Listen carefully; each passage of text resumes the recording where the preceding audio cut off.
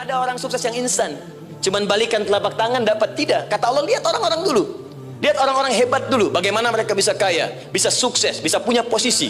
Masat umul ba'sa, petakan oleh yang sudah mulai masukkan tender, tiba-tiba gagal, diserobot orang. Kadang-kadang orang yang dapat, Anda yang ngajukan, itu biasa.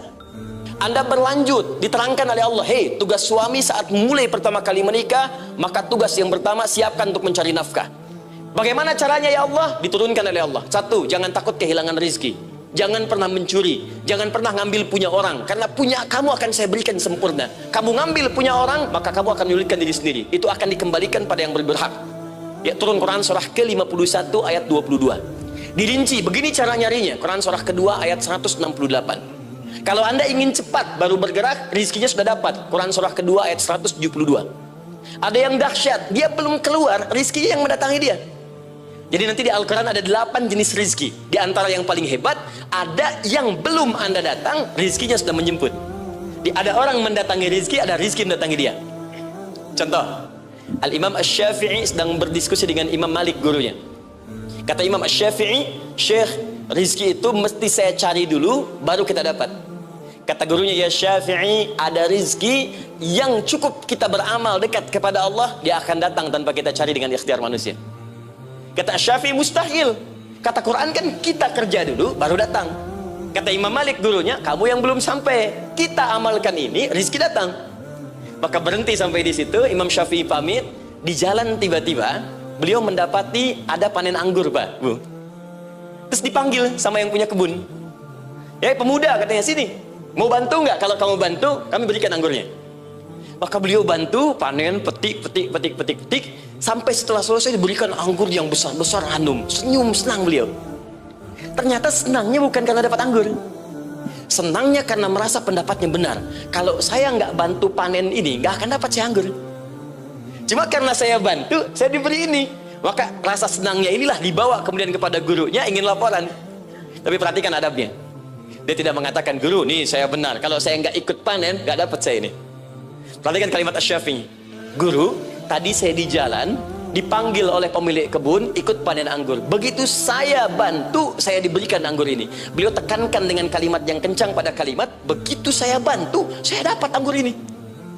Imam Malik tersenyum mengatakan, Masya Allah Syafi'i, luar biasa. Ini siang begitu panasnya, tadi saya mau keluar ngajar, terfikir di benak saya, Allah, kalau ada anggur yang besar-besar, enak rasanya. Tiba-tiba kamu datang bawa anggur. Ini Imam Syafi'i kerja dapat sesuatu, Imam Malik terfikir sesuatu, datang rezeki. Itu ada di Quran surah ke-7, teman-teman, ayat ke-96, paling kanan sebelah atas di mushafnya. Baik, teruskan dulu. Ya, Anda dalam mencari kerja, ingat, kalau Allah yang sampaikan pasti terjadi. Jangan dikira mudah. Kata Allah, akan ada persaingan, akan ada kadang-kadang singgungan, akan ada tantangan. Maka mulai petakan tantangan apa yang akan Anda lalui saat Anda mulai mencari nafkah itu. Maka turun Quran surah kedua ayat 214, paling kanan sebelah bawah. Am hasibtum an tadkhulul jannata. Hei, apa kamu mudah begitu saja mengira akan sukses dalam pekerjaanmu? Bahkan bisa diartikan surga, ingin masuk surga. Walamma ya'tikum mathalul ladzina khalau min qablikum. Sebelum engkau diuji seperti orang sukses dulu pernah sukses. Lihat mereka. Nggak ada orang sukses yang instan. Cuman balikan telapak tangan dapat, tidak. Kata Allah, lihat orang-orang dulu. Lihat orang-orang hebat dulu. Bagaimana mereka bisa kaya, bisa sukses, bisa punya posisi. Masat umul ba'sa, petakan olehmu tantangan apa yang akan dihadapi saat engkau bekerja itu. Satu, kata Allah, ba'sun, ada yang ringan. Ya, ba's. Ba'sa, jama' dari kata ba'sun. Dua, dara', dia sudah menengah, jama' dari kata durun. Tiga, zilzal, ini yang paling tinggi puncaknya. Jadi kalau Anda sudah mendapatkan ini, yakinlah, berarti Anda akan mendapatkan posisi yang tinggi. Karena mustahil orang besar diuji dengan ujian yang kecil. Zilzal, ini bagian ketiga. Ba'sa, ba'sun, mulai. Kira-kira tantangan-tantangan ringan apa saja yang akan Anda hadapi? Ya, kalau saya contohkan misalnya dengan contoh yang lain singkat, Anda mau ke masjid, ingin konsisten, mulai hijrah, ingin dekat dengan Allah. Tiba-tiba yang tadinya nggak mau ke masjid, mulai ke masjid, diuji dengan hujan. Hujan kecil, rintik-rintik, shower. Begitu hujan, orang Arab mengatakan kalau hujannya bisa lewat tanpa payung pun, orang Arab mengatakan la ba'sa. La ba'sa ini ringan. Orang kita sambungin, labas. Dari bahasa Arab. Lewat. Nah, jadi kalau Anda mau berangkat nih, siap bekerja, siap hadapi tantangan. Baru mau lewat hujan kecil, berarti itu tantangan kecil kita lewati. Macet, petakan, cari jalan yang kemudian sempurna, jalan yang kosong, buka Google-nya, buka Waze-nya, buka map-nya, cari. Kalau pada yang kecil aja belum kita lewati, bagaimana mendapatkan yang besar?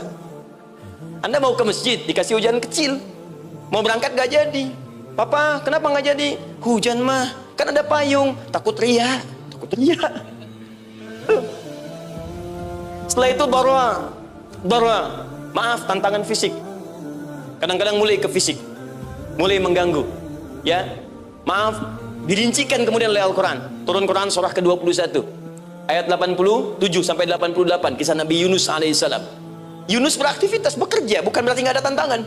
Kadang-kadang dibawa, kadang-kadang diusir, kadang-kadang Anda dapat misalnya proyek, kadang-kadang sudah mulai masukkan tender, tiba-tiba gagal, diserobot orang, kadang-kadang orang yang dapat, Anda yang ngajukan, itu biasa. Kata Allah itu biasa, bukan cuma Anda, yang lain pun ada. Bukankah Allah ajarkan kisah Sayyidah Hajar alaihissalam dengan Ismail? Bukankah bolak-balik naik Safa Marwah, kadang di atas, kadang di bawah, kadang lihat peluang sampai Marwah ternyata bukan air. Terkadang Anda yang bekerja, tim yang lain yang mendapatkan karena kerja keras Anda, bisa jadi terjadi. Bukankah yang kerja keras Hajar yang dapat Ismail? Mungkin Anda yang konsep, yang dapat minyaknya orang lain. Mungkin Anda yang kerjakan, yang suksesnya teman Anda, gak ada masalah. Dan itu kemudian akan bermanfaat bagi Anda. Tidak mungkin setiap keringat yang keluar dari diri kita mustahil, kecuali akan melahirkan manfaat yang kembali pada diri kita. Tantangan. Tapi yang paling dahsyat, ini yang gak ditemukan di sebagian referensi yang kita baca. Ketika Allah menjelaskan semua tahapan-tahapan tantangan ini sampai ke puncaknya zilzal. Zilzal itu kalau bahasa sekarang gempa. Ada ujian yang menggoncang hati kita. Ketika Anda kerjakan, ya Allah, tantangannya dahsyat. Kenapa mesti saya, ya Allah? Kau nggak selesai-selesai, ya Allah. Itu wajar, teman-teman, itu biasa. Kata Allah, orang dulu saja mengatakan, mata nasrullah, kapan ini selesai? Berbahagialah kalau teman-teman sudah mendapatkan tantangan puncak yang paling tinggi ini. Ini artinya Allah sedang mempersiapkan Anda menjadi orang besar di kemudian hari. Dan cara mengatasinya diturunkan Quran surah ketiga ayat 142, paling kiri sebelah atas. Perhatikan dahsyatnya. Yang pertama diterangkan tantangannya, yang kedua dijelaskan cara mengatasinya. Saya mau berhenti sampai di titik ini, nanti saya terangkan cara berinteraksi dengan Al-Quran. Ya, perhatikan baik-baik. Kata Allah, jika kelak engkau sudah bisa memetakan tantangan ini, maka siapkan solusi untuk mengatasinya. Ayatnya dibuka dengan kalimat yang sama persis.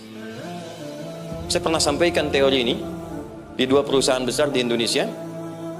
Yang pertama, ada satu perusahaan, karena ini direkam saya nggak sebutkan perusahaannya, perusahaan otomotif besar, sedang turun gratis, kemudian juga ada inflasi yang tinggi. Terus saya terangkan teori Quran. Dia praktekkan berhasil, Pak. Padahal saat itu saya presentasi di depan non-muslim. Non-muslim. Sales-sales se-Indonesia dikumpulkan, saya bedah tentang ini, dan mereka berhasil. Sampai sekarang naik lagi. Yang kedua sama, ini direkturnya juga non-muslim, tapi nggak apa-apa, kita diskusi. Dan mau mendengar teori ini, dan praktekkan, naik. Ya, dulu di satu perusahaan minyak juga, sedang turun, karyawan semua dikumpulkan, lalu kita bahas tentang ini, kita terangkan. Yang ini yang paling menarik dari Al-Quran. Kalimatnya sama persis, Quran surah ketiga, ayat 142. Am hasibtum an tadkhulul jannata. Apa Anda duga akan begitu mudah mendapatkan kesuksesan dalam hidup? Tolong fokus baik-baik. Jangan selalu mengartikan jannah dengan surga. Karena asal kata jannah itu artinya kesuksesan, kebahagiaan yang belum tampak. Surga, kenapa disebut dengan jannah? Karena itu puncak kebahagiaan kita yang belum nampak sekarang. Saya kasih rahasia ya, ini antara kita saja nih. Kalau ada kata jim dengan nun di depannya, itu pasti tidak nampak, tersembunyi. Apapun tambahannya.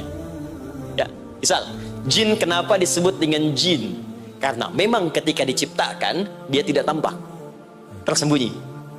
Lawannya ins, karena itu kita disebut ins, karena saat lahir kita tampak. 18 kali disebutkan dalam Al-Quran. Ya ma'syaral jinni wal ins, wa ma khalaqtul jinna wal ins. Jadi jin disebut jin karena memang fitrahnya tersembunyi, gak nampak. Jadi kalau ada jin melakukan penampakan, itu jin sedang kena masalah, sedang keluar dari fitrah.